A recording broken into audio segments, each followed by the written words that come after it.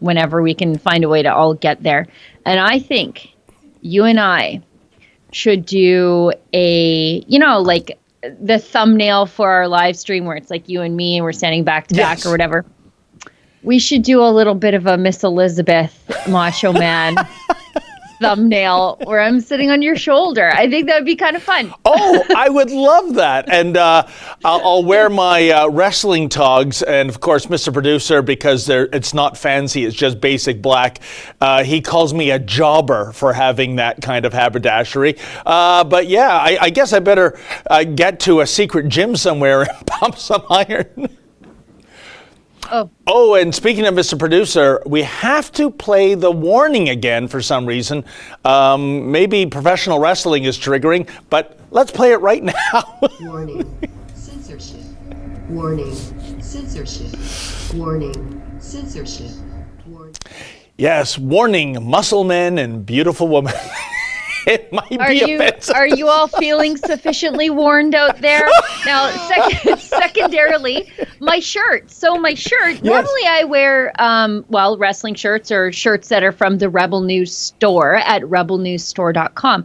But this shirt was sent to me yesterday in a care package from Resistance Coffee Company. I think it's resistancecoffee.com.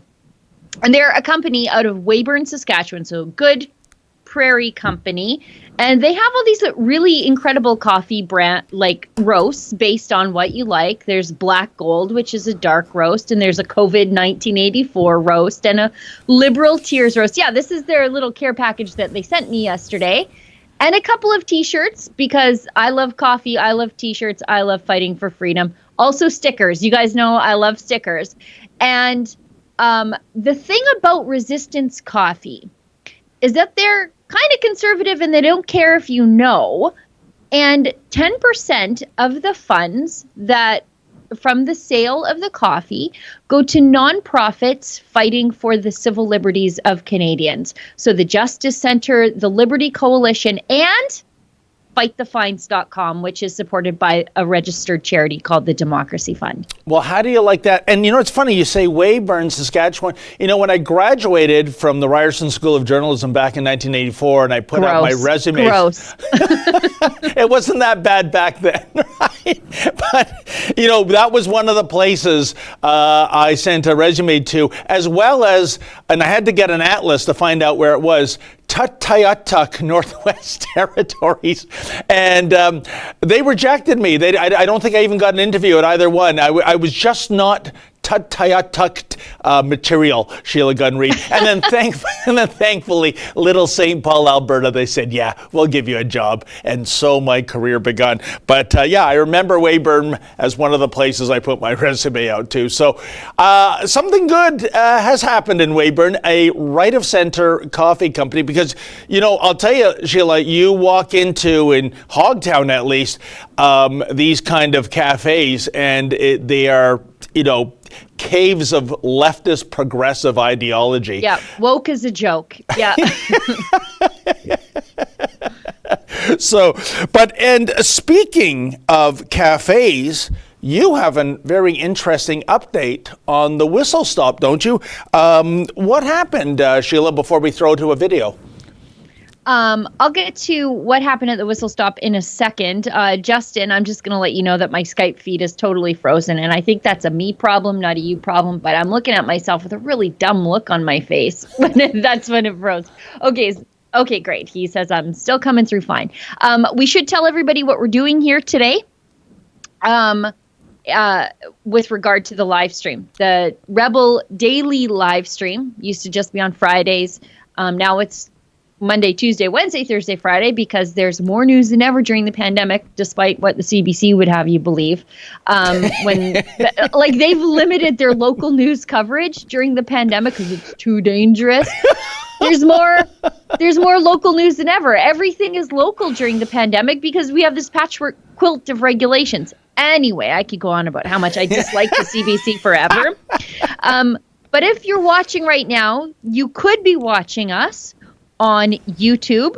We're streaming there. You could be watching us on Rumble. You could also be watching us on Odyssey, and you could also be watching us on a new platform, very free speechy platform, superu.net. And might I recommend you get yourself an account over there, because I think that one's really going to take off, and you want to be an early adopter of a really good idea. And if you are on Odyssey, you can leave us, what is it called, Justin? Hyper chat. A hyper chat on Odyssey. If you want to support the work that we do here at Rebel News, because unlike the horrible CBC, we won't take any money from Justin Trudeau. Justin Trudeau actually plans to completely censor us with Bill 10. So we'll do that, and we're still dealing with the demonetization of YouTube. So YouTube has tried their best to completely cut us off from all of you at home. And if you haven't already, can I suggest that you just go to the Rebel News main landing page, so rebelnews.com. When you get there, there's a little pop-up. We're going to ask you for a tiny, tiny bit of your information, because YouTube is going to completely nuke us one day. It's just a matter of time. Could be today, could be tomorrow, could be because of something David or I say today. I mean, the chances are actually pretty good that it'll probably be us.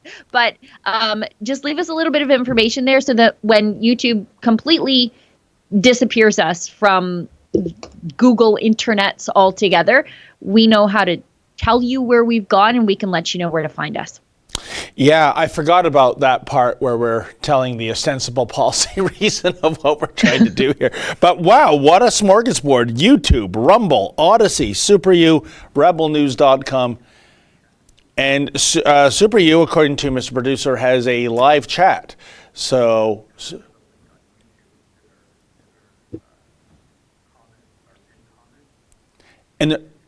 and there's a link on YouTube. It's a pinned comment that takes you to SuperU. Is that correct, Mr. Producer? Yes. Thumbs up. Yes. That's top-tier trolling web team that you've put the escape hatch onto YouTube, so that everybody who's watching us on YouTube can hear what we're having to say. You know what? We're out of here. We want to go to SuperU. And we've made it really easy for people to get off YouTube and go to SuperU. Just click on the link and you're out of there, friends. I'm glad you made it easy for the people, because I don't even know what I'm saying. I know. Just saying random words. Young people words. Remember the days when the paper would come on your porch and you'd crack it open and read? Now it's all car ads and real estate advertisements if you're buying the Edmonton Sun. Anyways, we wanted to talk about the whistle stop because things developed, I think is the right word, at the whistle stop yesterday morning at approximately 6:30.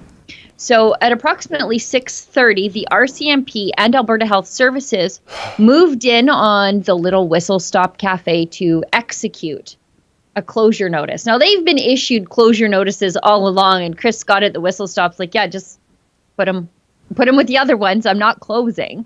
And the government really doesn't know what to do with Chris.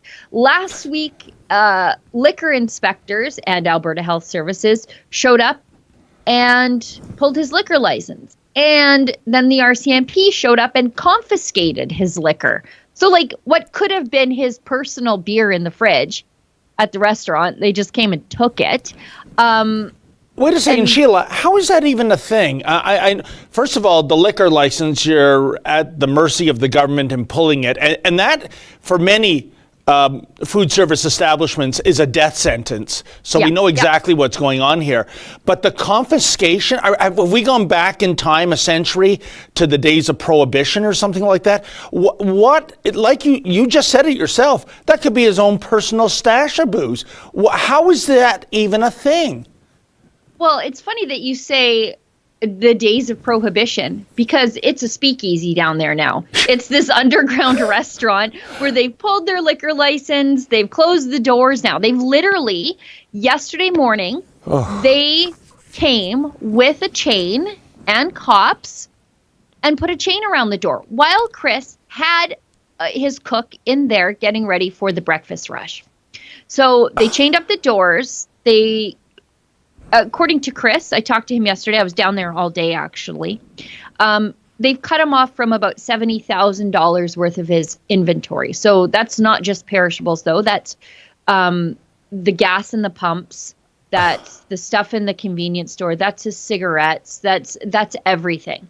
But they didn't even allow Chris, when he got there, because he wasn't even there when it happened, to go into the restaurant to secure the equipment, to turn off the gas, to make sure the ovens were shut off, to basically close things down for the long term. They let his staff in there to do it, but she didn't really know how.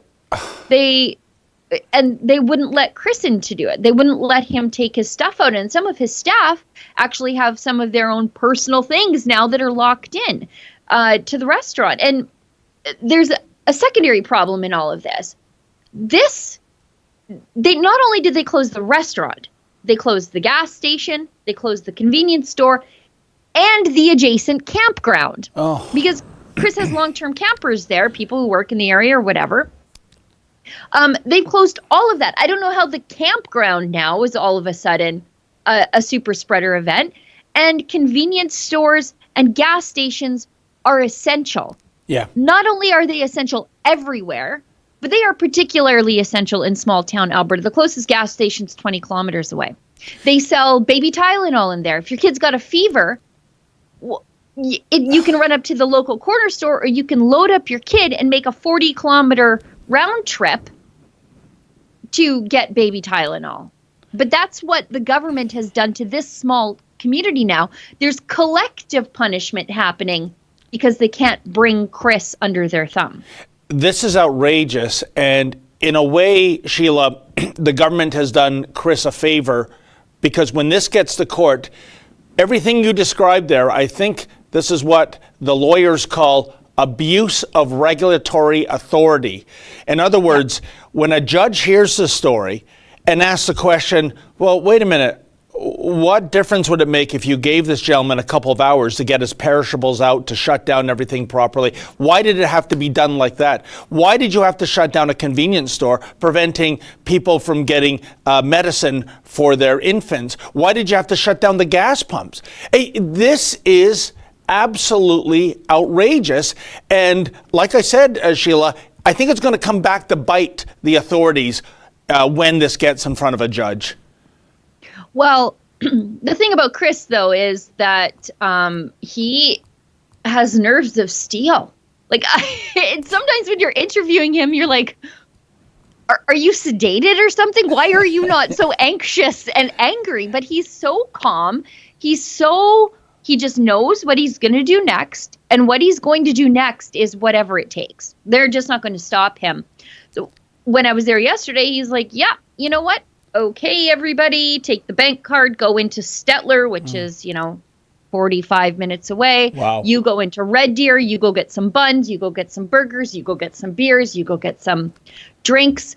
We're selling burgers and beers in the park. And that's what they did. So they have this little place where they have picnic tables set up, because they also host these protest events basically every weekend. They bring in a trailer they use as a stage. They have bands, people come.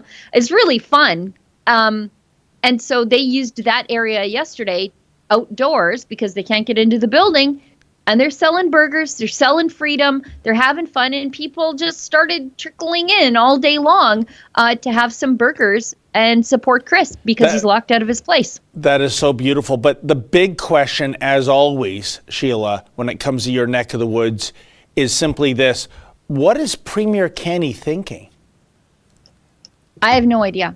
Like I read the other day in the Western Standard, and they're really good about getting these leaks out of Jason Kenney's caucus. And, when it was sort of posed to the premier, you're really pissing off your base. Sorry for swearing, everybody. And he said, well, then we need a new base. No, but you don't. What? He said that? Yeah. And you want to grow your base, and you don't win elections without your base.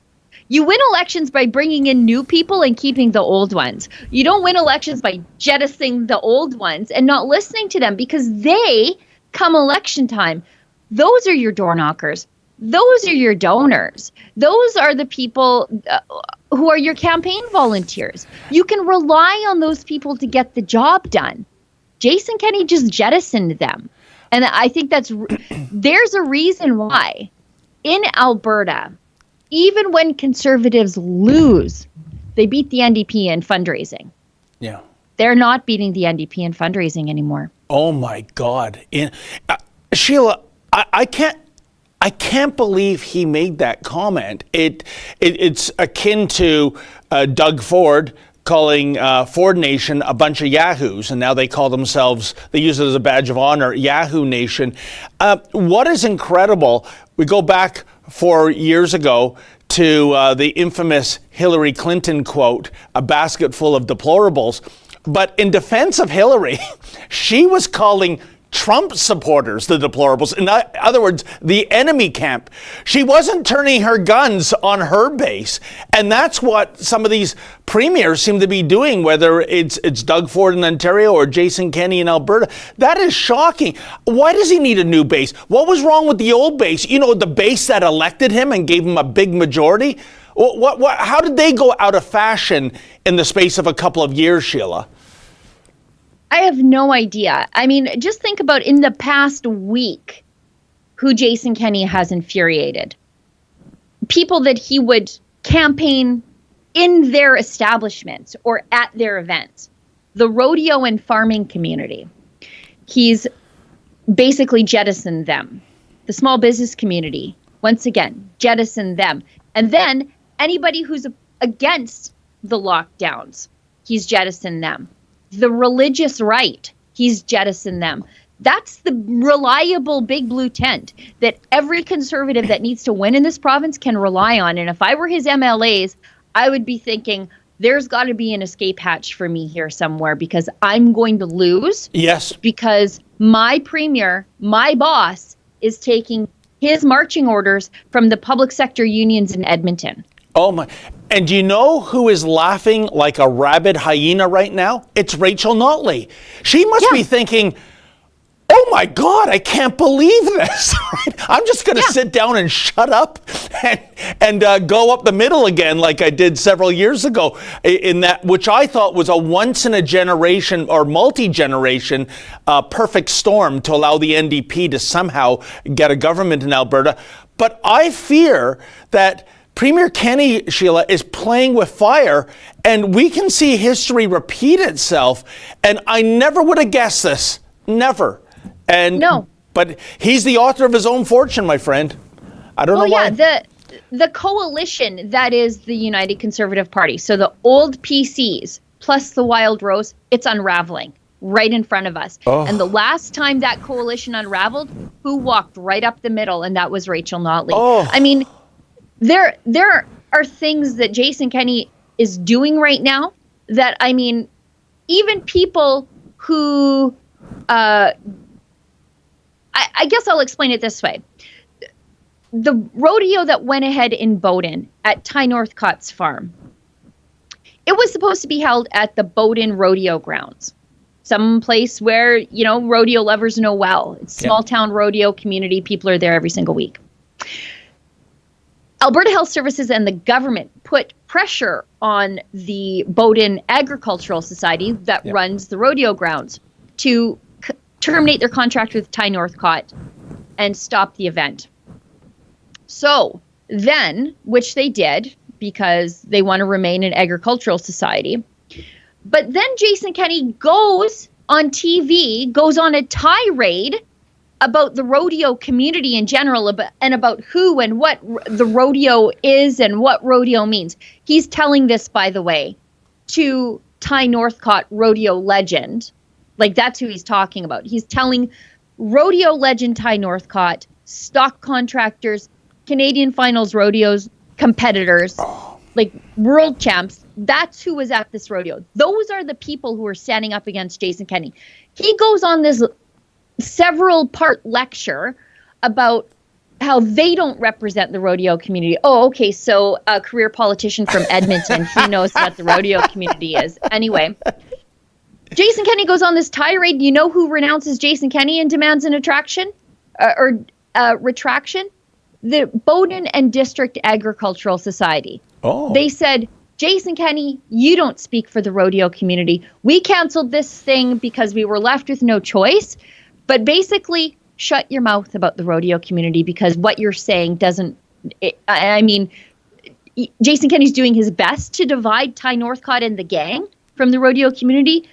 But there's so much of the rodeo community that even people who are like, well, we're not sure if we want to participate in an illegal rodeo, they're standing up and defending Ty Northcott now because of what Jason Kenney said.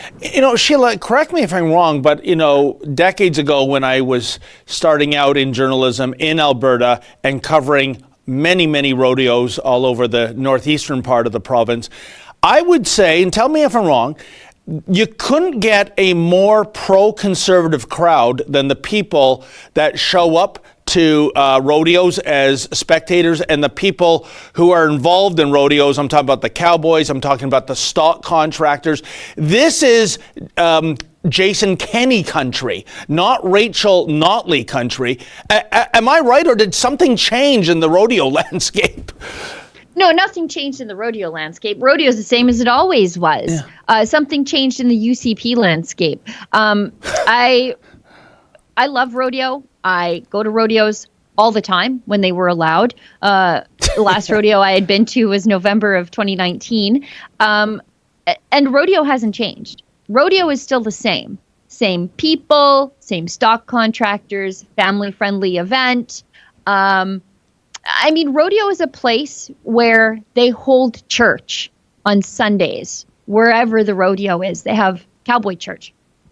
And they still say, after the anthem, an opening prayer. They thank God for the day, the weather, and for, so that everybody stays safe. That's rodeo.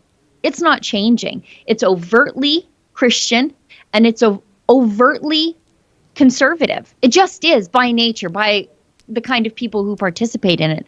That's the same.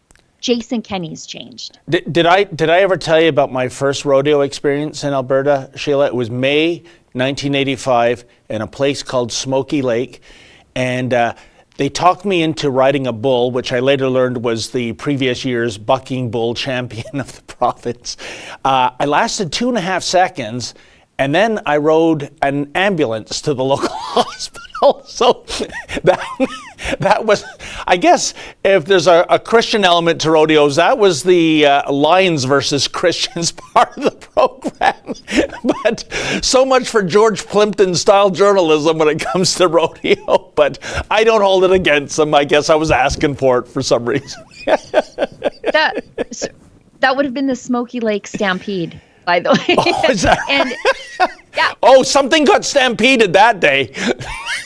Smoky Lake Stampede. This would have been the 40th year in a row of the Smoky Lake Stampede. However, they haven't gone ahead since August of 2019. And that's shame. the thing. That's the thing here too. Like, if these guys who rodeo for a living, and really, not a lot of people make a lot of money rodeoing. You make money when you qualify for the big rodeos, and you have to go to the small rodeos to qualify for the big rodeos.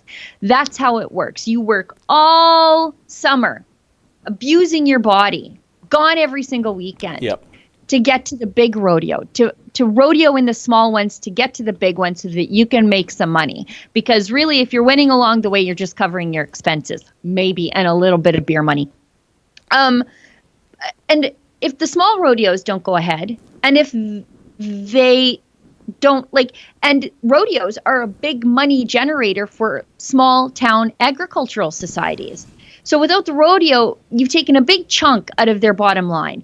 And these cowboys, they're already working in industries that are constantly under attack by the left, by big government. They're in farming, they're in trucking, they are in heavy haul, and they're in the oil patch. And they're also sponsored by companies in the oil patch. So, it's just a rodeo, but it's almost like this convergence of big government and bad ideas and a bad economy, and it's just being dumped on the rodeo community. And they said enough is enough. They stand up and they go ahead. And then they've got the guy who campaigned at their rodeos a few years ago for their votes standing up and denouncing them. Oh, but Sheila, that was then and this is now because Jason Kenney, he said it himself, I want a new base, right? And presumably rodeo was part of the old base. You know, I mean, what does that even, it reminds me of that Huey Lewis and the News song, I want a new drug. I mean, I want a new base because the base that gave me a majority government is somehow out of fashion. I still can't believe it. But listen, we've gone on about this, and you've got two great videos to demonstrate all the lunacy. One at the whistle stop, and of course, I loved your rodeo piece too, Sheila. So why don't we run some footage of the whistle stop, and we can show you all about what the kind of nonsense Chris Scott is putting up with. I got a knock on my door at 6:45 while I was still in bed on my day off. There's an AHS person there and RCMP serving me documents. Now, I saw in the live stream, because I watched it pretty closely, you talked about the sheer amount of perishable supplies you have inside your store and you can't get to them. Oh yeah, there's a significant amount of money in supplies in the store right now. When you account for the store, my pantry, both coolers, my cigarette drawer, no alcohol, of course, but the fuel in my fuel tanks, it's close to 70,000. Tell us what's going on here. So we are 100% open for business. We're still serving Freedom Burgers. We've got coffee on, we've got pop available, and chips and chocolate bars and stuff, just whatever we can round up. And while we can't serve you the classic whistle stop hamburgers that you're all used to and that you all love, we're doing our best, and we can still feed you, and you can visit with your friends and neighbors right here in our Whistle Stop Freedom Park. And your event this weekend, tell us about that. Oh, it's going to be awesome. So this is going to be the biggest protest that Alberta's ever seen. We have thousands of people going to be here. And the people that are coming, they believe in our rights and freedoms. They don't want to see them eroded any further. They don't want to see chains on anybody else's door. They don't want to see fences around churches or interference by the government. They want to be free as we were born in Canada. So that's what this weekend's about. It's about pushing back against these garbage restrictions that we're forced to deal with every couple weeks, the moving goalposts, the manipulated numbers, the misrepresented information. Like, all of this stuff has come to a point now where we have people coming from all over Canada and Alberta meeting at one place to say, no, we're not going to take this anymore. You know, Sheila, I would support that man in a heartbeat if only I lived within, 300 kilometers drive of that Whistle Stop Cafe. It's just absolutely shameful. And Mr. Producer, by the way, is reminding me to tell everyone to go to Super U. That seems to be our preferred platform of choice. So please, if you can, Super U. I guess it's the newest member of the Superman family. It's, if you're watching on YouTube, the pinned comment will take you directly to Super U, much like that little capsule took the baby Clark Kent, or is it Jor-El, to the planet Earth. You know what? I have a problem with that story because there's also Crypto, the super dog. There's Scratchy, the super cat. There's a super horse. There's a super girl. It looks like a whole Noah's Ark got off the planet Krypton in time, but I digress. And so if you could please go to Super U. Now, we also talked... Hang on, I wish everybody could hear Justin trying to talk David through these new platforms in my ear. Like, he's coaching David through the young people talk of how to name these places. It's superu.net. It's very much like YouTube, except they actually like you and they like us. So if you are watching on YouTube right now, here's your escape chute. Get on the off-ramp. Go into the description. In the description, there's a link. It'll take you right off YouTube over to superu.net. And over there, you can actually leave a comment. You can interact with each other. All those things that you like about YouTube. Because I like the YouTube live chat, that you can interact with each other and talk to each other and be friends with each other. You can do that somewhere else where they don't hate you. Just head on over to superu.net. 100%. And by the way, folks, if you're noticing a delay in me conveying the information, when Justin is talking to me, think of me as a big ventriloquist dummy, and Justin is the ventriloquist, moving my wooden mouth. That's what's happening. I'm not going to pretend I understand any of this stuff. But anyway, how about we talked about the rodeo too, and to show you what great wholesome. I mean, this is my impression too, Sheila, and you tell me if I'm wrong. The people I met at rodeos were so down to earth. They were so wholesome. They were so kind. They would give you the shirt off their back. To see these people being maligned by all the people that you've mentioned, the left, big government, and now even the premier, that breaks my heart. They don't deserve this. And why don't we throw to Sheila's wonderful report when she went out to that illegal rodeo. I can't believe I said the term illegal rodeo in a place called Alberta, but it's a crazy world, isn't it, folks? Eric Fildenbrandt, boss man with the Western Standard. You guys are sponsoring the rodeo today. How does it feel to be sponsoring an illegal event? Better than a legal one. It was real exciting. Corey Morgan actually kind of put this together. He got in early touch with Ty. As soon as we heard this was happening, there's not much more summer activity than rodeo, and there's not much more Alberta thing to do than to say, screw the government, I can live my life as I like. So an illegal rodeo in defiance of government orders sounded pretty good to us. So we came to an arrangement with Ty Norcott and his rodeo here just south of Bowden, and we're proud to be here. I don't even have to pay my employees overtime. We're just here for fun. Yeah, I know. This is one of those, I can't believe this is my job kind of days. Yeah. Now, you said this morning, we were talking off camera, that the police did come again this morning. I was there when they came yesterday. Yeah. They were here again this morning. Yeah, it was actually during Cowboy Church. During church. It was during... Actually, the only thing more Albertan than an illegal rodeo is an illegal church at the illegal rodeo in Alberta. Yeah.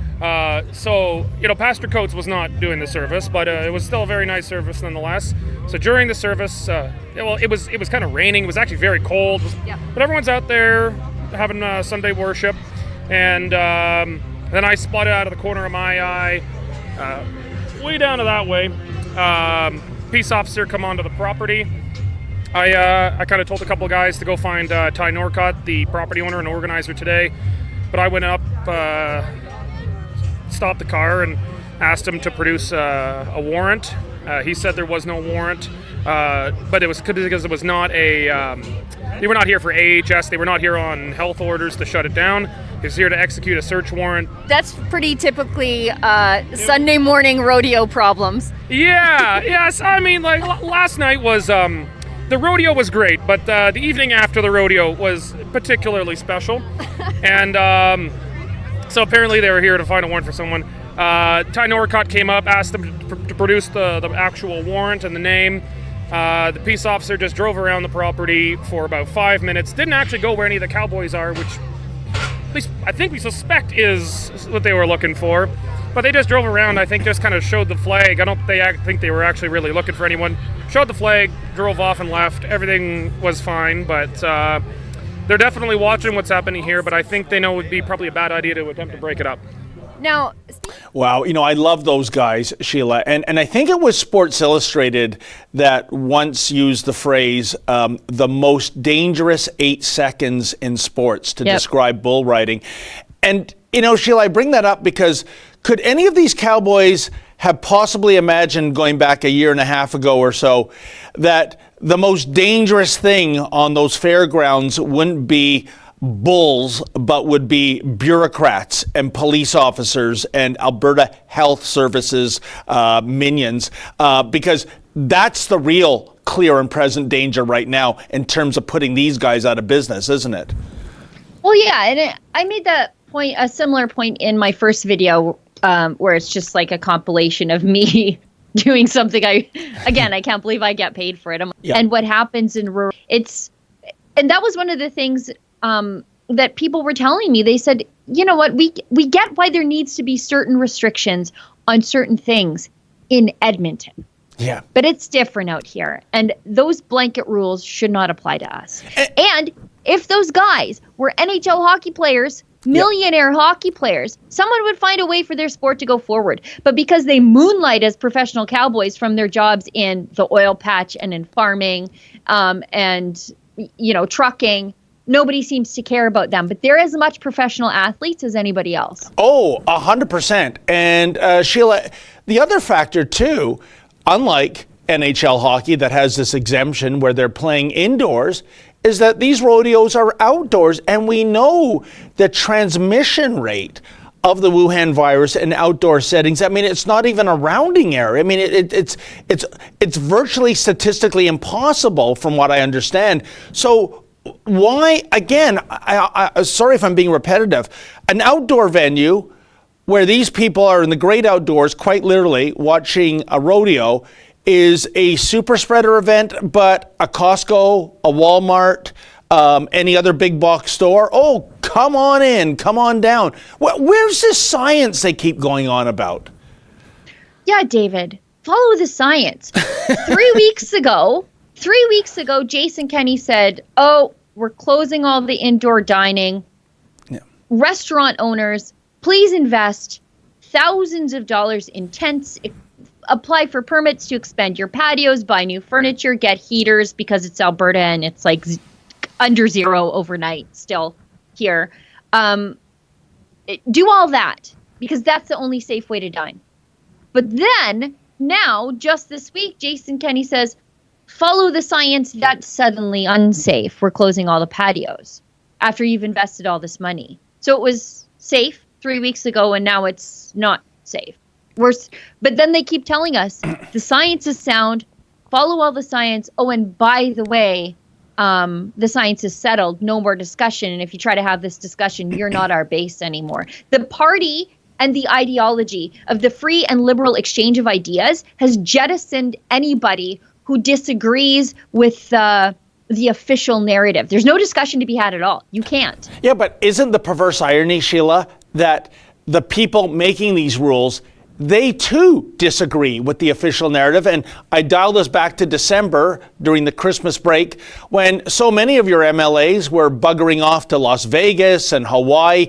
And to me, this was good news. It was great news because they have access to all the data, all the reports, all the science. And if the Wuhan virus was really the second coming of Ebola, they wouldn't dare venture 10 meters from their porch. But instead, they're doing international travel. So they know what a ruse this is. So well done. Yeah, that was right when they canceled Christmas for all of us.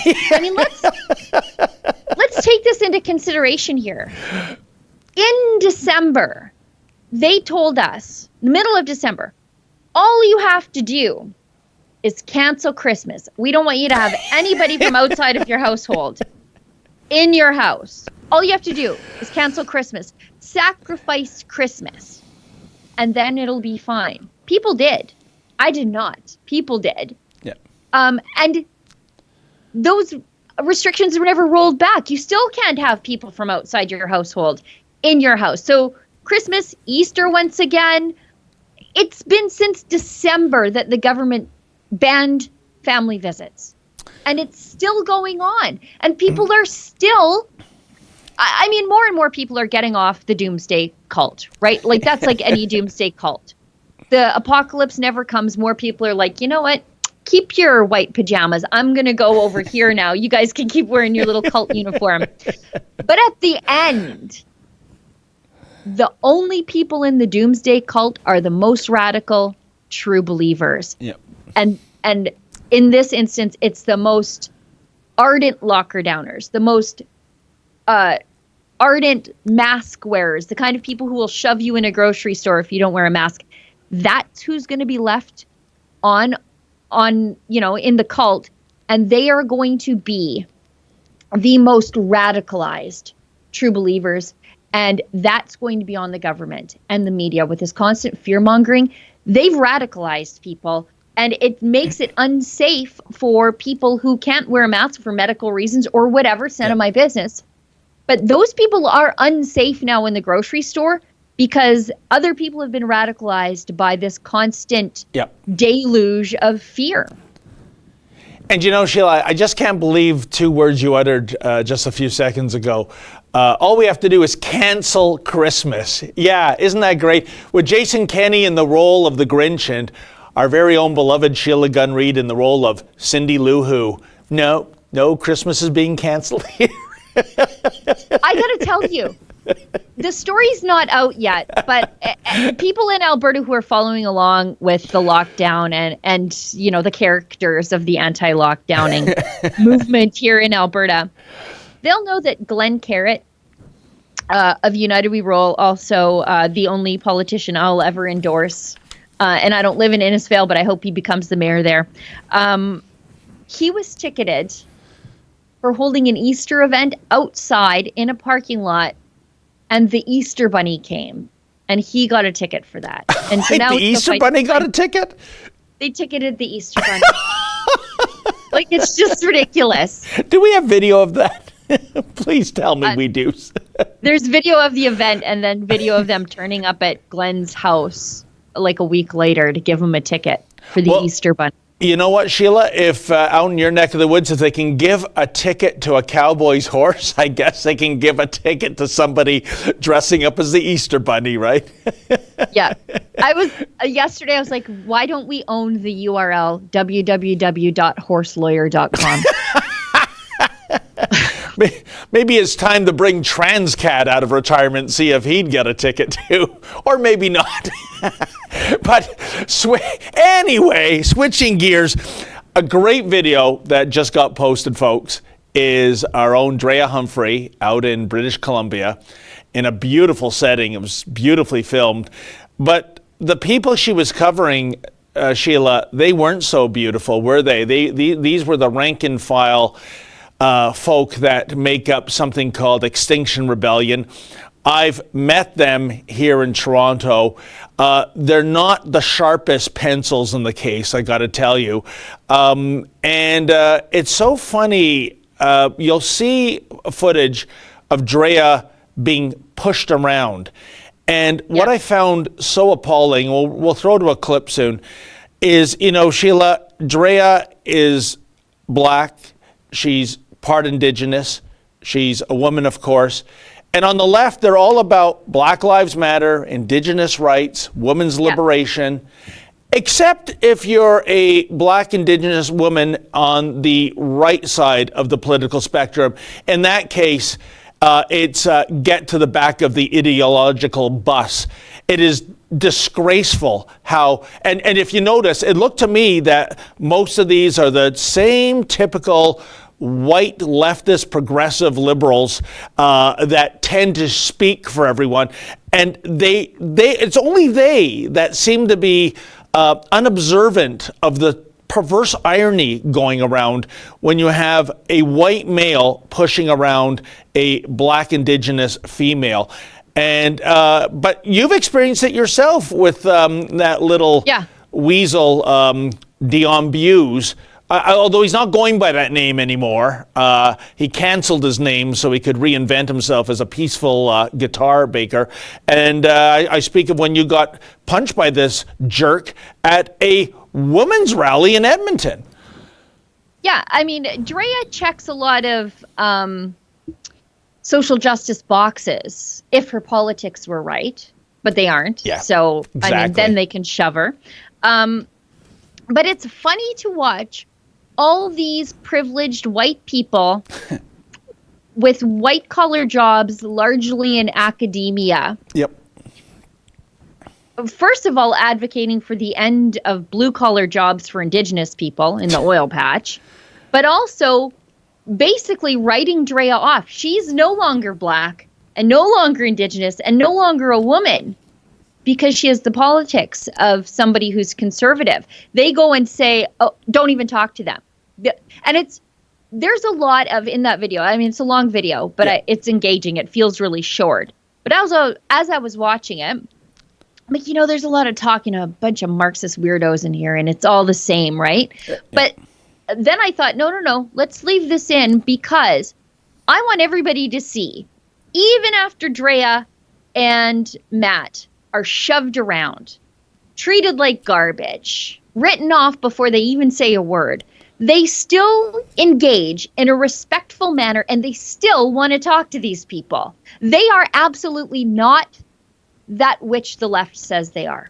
And they show it in this video. 100%. And let us not forget those undercover cops insinuating that Drea and Matt were the problematic element here because their presence were triggering the protesters. I know you're not often on the company's Slack channel, but as I was watching that video, because I have to watch everything that goes up, it's part of my job. But as I was watching this video, I could feel like the blood rushing to the inside of my body, like, you know, like when you're like going into shock and you're trying to protect all your organs. That's what I was doing because I was so mad. Yeah. Because undercover cops see Drea and Matt getting jostled around and see what's happening to them, and they run up and they don't arrest the people who have just assaulted Drea and Matt. No. They scold Drea and Matt and say, you're aggressively confronting these people, which they absolutely weren't. I've seen the footage. They're not aggressive at all. It's Drea. Okay, she's not aggressive. She can be persistent, but she's not aggressive.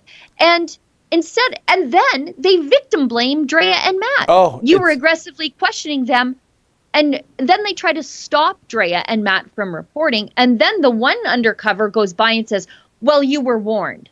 Like, what are you going to do? You were warned that something's bad gonna happen to you, so we're not going to do anything about it? Yeah. Or you were warned if you keep reporting, we're going to arrest you. Which one was it? But I was furious. Oh, I share your fury, Sheila. Yeah, you were warned about this insidious thing called practicing journalism. And by the way, Sheila, I want to be clear. As much as I loathe Extinction Rebellion and their ilk, I still support their right to peaceful protest, but... Yeah, just don't block the street. Exactly. The ostensible reason for that gathering was to barricade off the major artery, which is the Lionsgate Bridge in Vancouver. I don't think they actually were able to realize their goal. So, yeah, maybe if you're in law enforcement, you might want to keep an eye on that as opposed to, insensitive and impolite questions from a journalist. Anyways, as Sheila said, it's a long video. It's worth every second for viewing if you go to rebelnews.com. And I'm not sure what clip we have lined up, but let's check out a slice of this unintentional humor on behalf of the protest. Let's go see how it goes. All right. So everyone else go slowly. 10 people can stay here. 10 people will go back to the previous opening. Okay, so Carly. Thank you. Have you got that? 10 people that way. 10 here, 10 Okay, guys. Carly is going this way. Oh, sorry. This person is going this way. 10 people. 10 people follow this umbrella. Once 10 have gone, great. 10 more are going to stay here with this person. The rest of us keep going. Also, everybody, these are journalists that you do not need to talk to. FYI. Why is that? If you have more than 10, at any point, just send it along. Let me ask. Excuse me, why can people not talk to us? All right, we got 10 people going this way, and then 10 people staying here. The rest are Yeah, I'm at Rebel News. There's no one talking to the news, please. We're going to be continuing on. These journalists, they don't touch these. Yeah. So, Yeah, just talk to gentlemen, CTV, right? sorry, everybody, remember, Are you under no protesting the government? circumstances do we recommend you speak with the police today? If they ask you what your intentions are or where you're going, do not answer is our strong recommendation. If they're telling you you're arrested, you only have two things you have to tell them: your name and your address. The mic, it That's doesn't matter if your body's in Okay, and we will arrange legal counsel for you if you need it. This TV crew right here, I strongly recommend you don't speak to them either. Yeah, we do have individuals who are the spokespeople for these events, so please don't. Is there a reason why people can't speak no, to because we know what you are. Thanks. What am I? Sorry, What please, am I? I don't have time. What is that? Are you the organizer of the protest?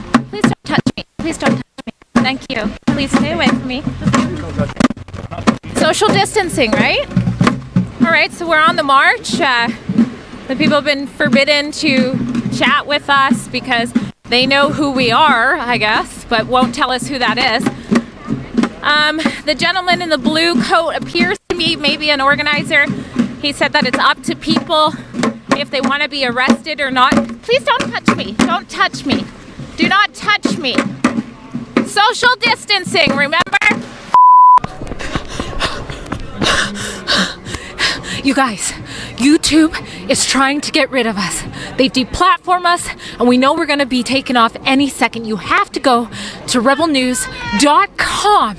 We need your phone number or your email so that we keep in touch.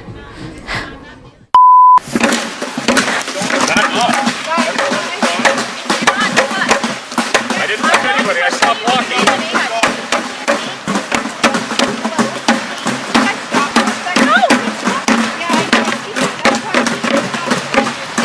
Hey, don't touch me. Don't touch me. I'm in the way. Go around me. I'm just trying to do my job, man. I'm black and indigenous. You guys are being really rude and disrespectful to me.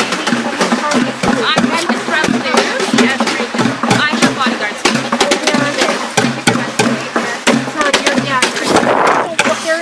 These are some conflicts here with the We have done nothing wrong, so we're going to keep covering this story. Are you with the group now? Rebel News. Okay, I'm a journalist. We're journalists, yeah. You're journalists. Right? Okay, but why? What's the conflict with the group? Because they've told We us tried that to ask there's... them. We tried to ask them. They didn't give Okay, us so an what I see happening right now is we're trying to organize this group with the police, and what you guys are doing is causing some conflict for them. So I'm just watching you kind of aggressively challenge them. So I sure do, but I'm just asking you if you can stay back and away from the group right now while they're doing what they're doing. No, I'm going to cover the story. It's not unlawful for me to do so. No, but I'm just asking you. Yeah, I'm just asking you not to interfere. I'm just asking. We're not trying to interfere. We're just trying to cover the story. We've been.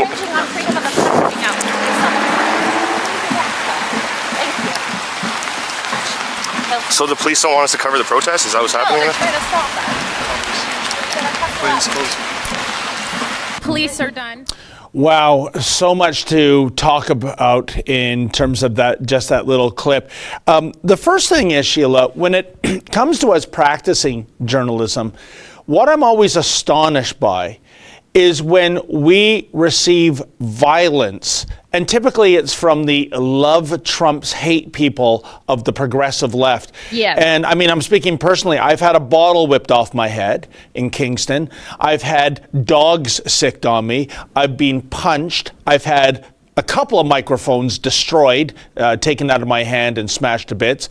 Of course, in BC, the lovely Jonathan, Jessica, Yaniv Simpson, whatever the name is now, smashing a metal cane over my head and shoulders 5 times. But skates, of course, because it's a different standard for members of that community, apparently. What I'm getting at is the chutzpah, the sheer unmitigated gall, the sense of entitlement that because you are asking a question I don't like, this gives me the right to respond violently. I would say the only cause you have to use violence is if you are being beaten up and it's in self-defense. But the idea, and Sheila, I think it comes down to, the progressives, they always talk about it's okay to punch a Nazi. And their definition of Nazi is not somebody engaging world war and carrying out a genocide. It's somebody that disagrees with your opinion. And if you are triggered by that person, therefore that person is a Nazi, and therefore violence is allowed. It is unbelievable. And you know what? When I see right of center protests, I never see that attitude. Odd, isn't it? How did we get to this point, Sheila? Well, I think part of the way we got to this point is the cops here. They're acting as, if I didn't know any better, I would say those cops are the private security guards of Extinction Rebellion. Yes. That's how we got here. That's why the left thinks it's okay to punch us, is because when they do, and there's cops standing right there, nothing happens. Those cops said to Drea, "You're aggressively challenging them." That is a lie. Kind of aggressively. That's an absolute lie. Then they say, well, we want you to stop interfering with them. They're not interfering. They're trying to do journalism. But these people are so detached from what actual journalism is, as opposed to, I guess, the media, public relations gifts they get from the mainstream media, that they think that just their mere presence there is challenging or interference. Why can't these people just behave themselves? And you know what? That's all I want to know. You're absolutely right, Sheila. And talk about deja vu all over again. It brings to mind what I think is our best video and our most important video of last year, when it was all hands on deck, led by our leader, Ezra Levant, who bends the knee for no one. Yep. When we went back to Nathan Phillips Square because we were getting harassed by City Hall security and even the police. You remember that footage where I was told I was going to be charged with trespassing for going to the public square, Nathan Phillips Square, the home of City Hall, and reporting on a filthy, violent encampment called Afro-Indigenous Rising. Thugs breaking 11 sections of the Trespass Act. And yet, we as reporters, the cameramen like Mocha and Efren, being told, leave or you'll be trespassed, because practicing journalism is annoying the thugs. Of course, they didn't say thugs. I think they might have used the term clients or guests or something like that. And we went back, all hands on deck. I think 8 security guards. Man, we could have used 16, I'll tell you, because the way they reacted, and we carried out our mission to report from Nathan Phillips Square. I have more contempt for the security guards, police officers, politicians, bureaucrats that tell us to, would you kindly go away? Please don't disturb the animals, as I do, more so than I have for these dumb protesters. And we saw it right there with that idiot female cop saying, well, you're kind of aggressively asking questions. What does that mean, kind of aggressively asking questions? You know what? The last I heard, saying words was not a crime, Sheila. But using physicality is. But again, those guys got to skate on this too when they bumped into Drea and Matt on several occasions. They didn't stop the protesters while they're jostling Drea about on their way to block the road. Yeah. The cops didn't do anything. Yeah. They said Drea was interfering with the protesters, who had criminal intent that day to go up the road and block it. They watched a crime happen to Drea and Matt, too, didn't do anything about it, stopped our reporters from trying to work, and then tried to delay our reporters from covering what was going to be criminal activity in progress when those demonstrators went up and attempted to block the road. And let's talk about the demonstration. Good job, VPD. Great job. Oh, I know. Fantastic. Let's also talk about the protest itself. I'm always stunned by the perverse irony on display by these environment types. They want to shut down the oil sands. They want to end progress. They want to turn back the clock so that we can party like it's 1799. And yet, what do I see? I see everyone's got the latest cell phone. I see nylon and polyester windbreakers to protect them from the elements, which of course are byproducts from the oil industry. And that dummy banging his plastic pail, right? Think about that. Where do they think plastic comes from? And that is such a basic item, Sheila. You're telling me you couldn't get out into the forest and get a piece of bark and bang that instead? But I guess the harmonics aren't there with that. I'm always stunned that they want us all to shut down, create economic havoc, and yet they want to live their lives in the milk and honey and comfort of oil byproducts, which if they didn't have, they would be miserable. What a bunch of hypocrites. Well, let's just talk about their tactics here for a second. Nothing says fighting CO2 emissions if you think they're deadly. I'm not convinced. But nothing says fighting CO2 emissions like forcing midday commuters to idle in their cars in traffic for hours upon hours upon hours, because that's what blocking that bridge would do. Yeah. And those, if anyone understands the internal combustion engine, the very worst emissions is when you are idling your car. as opposed to driving at a constant highway speed. So again, you're absolutely bang on, Sheila. What they were doing was further polluting the planet. It's kind of like Earth Hour, isn't it? Turn off the lights, and I know in Ontario the vast majority is clean burn electricity, and light a candle instead, but the vast majority of candles in Canada are made out of paraffin. Paraffin is an oil byproduct. So by turning off your clean burn electricity lights and lighting a paraffin candle, you are actually increasing the carbon emissions during Earth Hour, which is the polar opposite, I think, what these nuts are trying to do. Who even knows? Now, we have a couple things to get to before we sign off, because it's already 3 minutes past the hour. And there's just one thing I wanted to get to here, and that is the issue of Jason Kenney receiving threats because of the latest restrictions. And I don't know if he's receiving threats. He says he's receiving threats. If he is, I'm inclined to believe him, just in the interest of his own safety. He says he and top officials are receiving threats regarding public health orders. And so Jason Kenney said that he and his family have been getting death threats. One of them was that you will be executed for your crimes against humanity, and shortly thereafter, we know where your mother lives.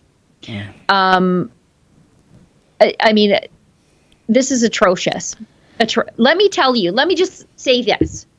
As somebody who routinely gets death threats on the internet because the left is so unhinged and they don't know how to use words to make a point, so their natural reaction is to use violence. Because they know their ideas have failed. You're not going to buy into them, so they're going to just use force to make you buy into them. I denounce every threat of violence against our politicians because I'm frequently on the receiving end of these things. There are ways to deal with this. Protest. Get out there. I cover protests all the time. So do you, David. Get out there. Speak up. Disagree. Post on social media as long as they'll allow you to. Hold these guys accountable on election day. Those are your rights as a Canadian citizen. But if you're out there making threats, let me tell you, I hope the police are as hard on you as they are on Christians just trying to pray somewhere completely unmolested by the state. No, that's what I hope. You're right. And Sheila, I think it's simply summed up thusly. We are not them. We are not the ones that believe throwing punches and throwing bottles and bashing a reporter over the head with a steel cane is acceptable. So we can't be hypocrites and, advocate for violence because we're never about violence. Never. Well, and let me just read the Whistle Stop Cafe statement, because this is posted by a man who has had basically everything, or at least attempted to have everything taken from him by the provincial government. His livelihood, his investments. Now they've locked him out of his building. They've threatened to take away his liberty because they got a court order against him that if he were found in breach of, which he was, he could have went to jail for contempt of court. So the government tried to take away his liberty. Why? Because he tried to run his business safely when the government said he couldn't. This is what Chris has to say. He said, I just learned that Premier Kenney has received threats against him and his mother. I do not support that type of behavior. If you believe in our rights and freedoms and using your voice, I'll get behind that. But I 100% denounce any threats of violence made against any human being. The Premier and his mother have the right to life, liberty, and the security of the person. And I would stand up for them against violence anytime, regardless of our polarized opinions. Premier Kenney and Mama Kenney, please accept my apology on behalf of those who are acting out of emotion and hate. Neither of you deserve that type of treatment. Signed, Chris. And Chris didn't have to apologize because he didn't do anything wrong, but he did. I mean, I think that's the point, is that our rights of security of person and all of our rights belong to all of us, whether we agree with them or not. I mean, we would say the same thing about freedom of speech. You know, Sheila, that was an absolutely beautiful piece that Chris Scott wrote. And you know what the end result is? It shows that Chris Scott is a class act. That was pure class. And that's what we should be aiming for. And I think too, Sheila, I can believe it that there has been death threats uttered. Sure, but I do. Given the sewer of social media, and so much of it is a big sewer, where there are anonymous trolls barking away, well, often, thank God, the bark is worse than the bite. They are hidden in the cloud of anonymity, and they can say whatever the heck they damn well will. And the good thing is that these cowards, and that's what you are when you hide behind a pseudonym and issue threats of violence and death threats, they're too cowardly, thank goodness, to carry out these threats. And we've all been subject to that, Sheila, the vile gossip that is posted about us, and it's completely made up. I mean, I shouldn't even give it the word gossip to it. I mean, it is just complete lies because they have a difference of opinion. And again, we don't stoop to that level. But thank you for reading that statement. That was a piece of art. Yeah, it's funny because I wonder if these threats against conservative politicians are going to be investigated as ferociously as they are mean tweets against liberal journalists. Oh, yeah. But then something again, to consider. If Justin Trudeau and his convicted criminal henchmen have their way, they'll censor the internet for us.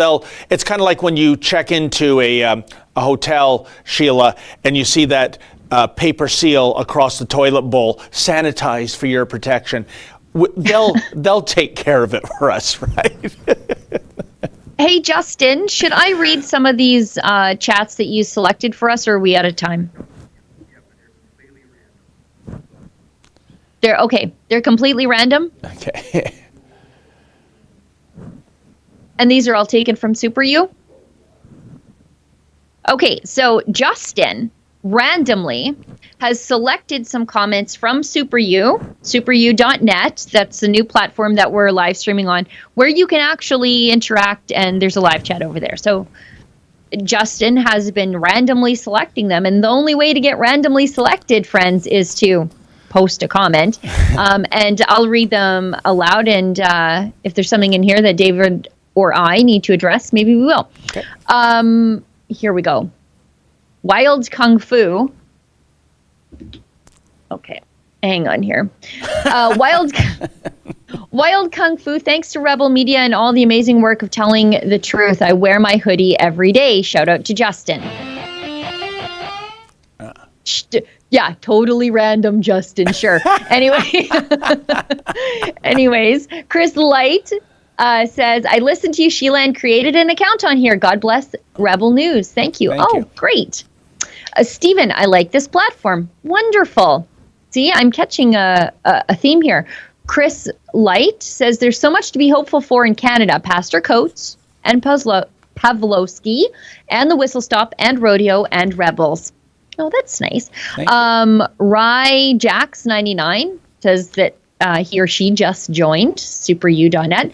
Short Guy 1965 just arrived, left YouTube. Shout out to Justin, but I think they mean, it says shout out to Jason, but I think they mean Justin. Yeah, these are totally random. All at random. Phrase Bow, in the mail, I got 2 tickets, $135 for having a picnic, and $560 social distancing when you were sitting. Fraser, you know what to do. You're a Fight the Fines client. Just send those in to us at fightthefines.com. And if anyone would like to donate to help Fraser, and I think we're close to the 1,000 mark, people and businesses that we're helping through fightthefines.com. You can do that at fightthefines.com, but your donations to Fight the Fines now qualify for a charitable tax receipt through the Democracy Fund. And Black Works Engineering said, I just signed up on Super U. Looks great. Thank you for showing us this. Keep up the good work. Oh, you're very welcome. Short Guy 1965. Oops, sorry, Justin. Meant shout out to Justin, sorry. Well, he shouldn't get a guitar for a correction. He already got the guitar. That's not right. Justin's picking them. We have to play by Justin's rules.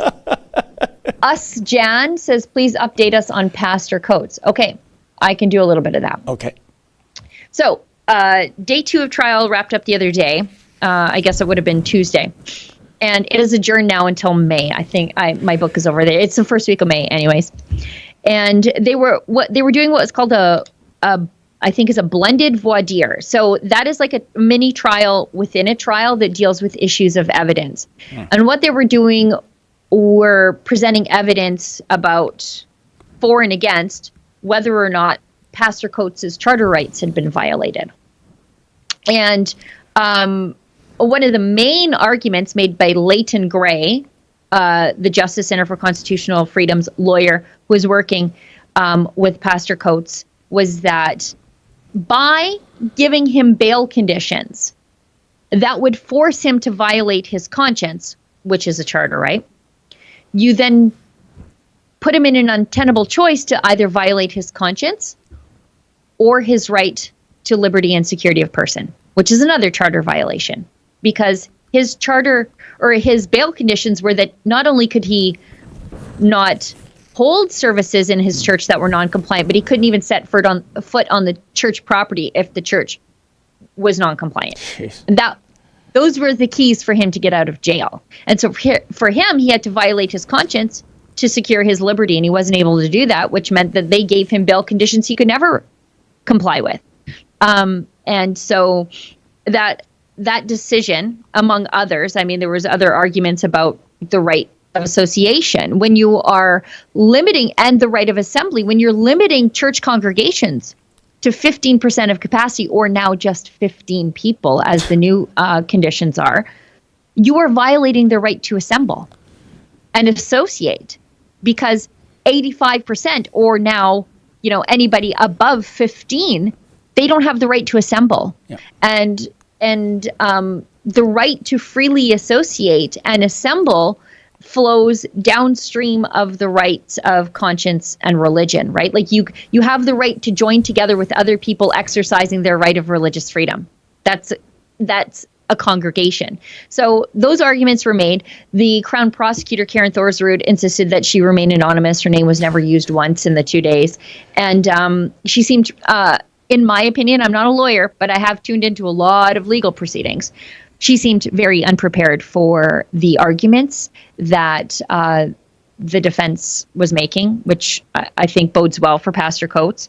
And just a quick note on Leighton Gray. For those of you who are regular viewers of Rebel News, you will know that name, because Leighton Gray was canceled by the media and the left, privileged white kids, actually, and the NDP. Leighton Gray put on his LinkedIn page that he believed that Marxist or BLM was a Marxist lie. And the reason his LinkedIn was under such intense scrutiny is that he had just been recently selected to the panel in Alberta that puts forward recommendations about the next judicial appointments. And so the left and everybody turned their scrutiny on him to see, he was selected by the UCP, he's got to be a racist, let's find racist things that he said. The thing about Leighton Gray is he's an Indigenous lawyer. He's a status Indian. And not only that, he's appeared at least 200 times on matters of